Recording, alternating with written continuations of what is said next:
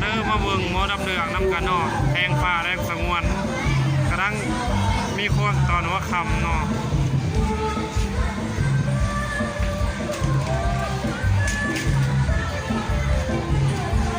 งานบุญบัตรสะพายเนื้อเขาเนาะจังไรกะ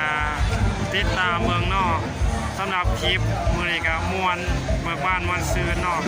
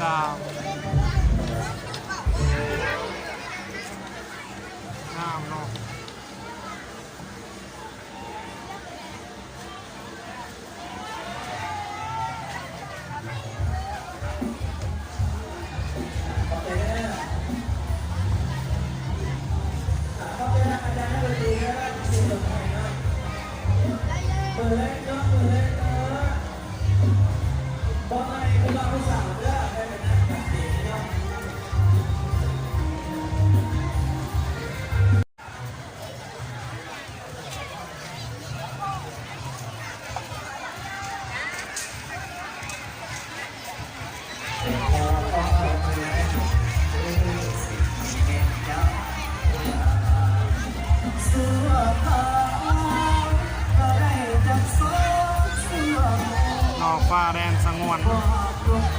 มากับบารอเนาะ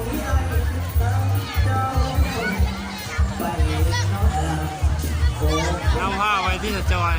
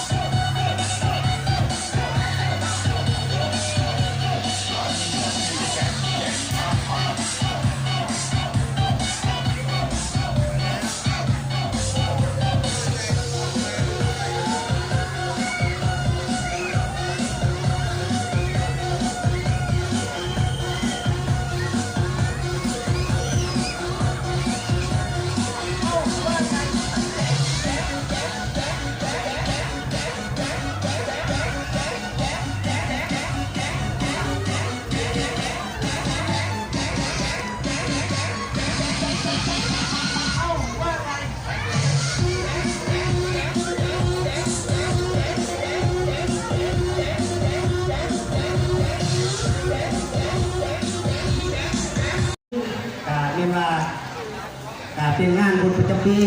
แต่เป็นบุญมหาเวทเนาะบุญใหญ่ได้ปีนี้เนาะพี่น้องเนี่ยได้กะ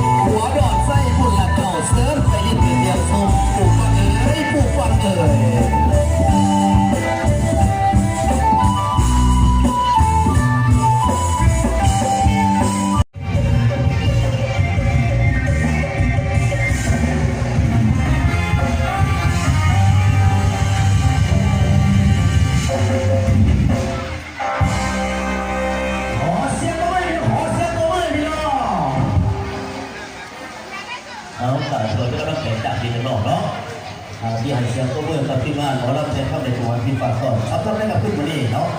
การขอเสด็จพวกมีวงเกิดก็ถือว่าดีมากเป็นเกียรติพวกสนุกสนานเนาะเอาวันนี้ก่อนพี่น้องเสร็จเนาะกับญาติพี่น้องบ้านเฮาอีกเท่านึงเนาะแม่ยายศรีอยู่ไสล่ะพี่มอยแม่ยายศรีอยู่บ้านเฮานี่มีอยู่บ่แม่ยายศรีมาบักมีอยู่บ่แม่ยายศรีมาบักมีอยู่บ่เอาสอนนักศิลปินประกอบงานอะไรเนาะบนกันเลยจากทีมงานบอกไปทั้งบ่าวขับพอดที่ใส่เนาะทั้งวันขอพรและทั้งบ่าวจัดที่บอกให้สอนนักศิลปินเนาะ